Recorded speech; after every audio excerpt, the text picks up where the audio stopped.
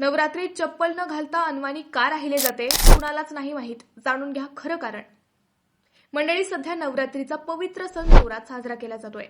ठिकठिकाणी पूजा, अर्चा, दांडिया आदी उपक्रम सुरू आहेत. अनेक जण या 9 दिवसांचा उपवास ठेवतात, तर काही जण चप्पल न घालता अनवाणी राहतात. मंडळी, नवरात्रीत चप्पल न घालता अनवाणी राहणारे अनेक जण असतात. पण अनेकांना नवरात्रीत असे अनवाणी राहण्यामागचे खरे कारण काय आहे याबाबत माहितीच नाही. चला जाणून घेऊयात.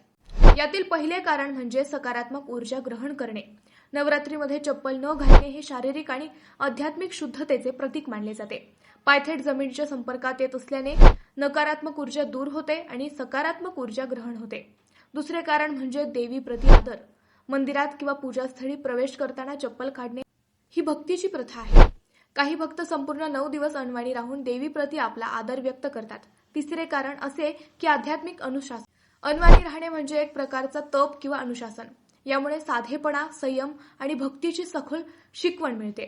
अनवाणी राहण्याचे चौथे महत्त्वाचे कारण म्हणजे प्रकृतीशी नाते. अनवाणी चालणे हे पृथ्वीशी जोडले जाण्याचे प्रतीक आहे.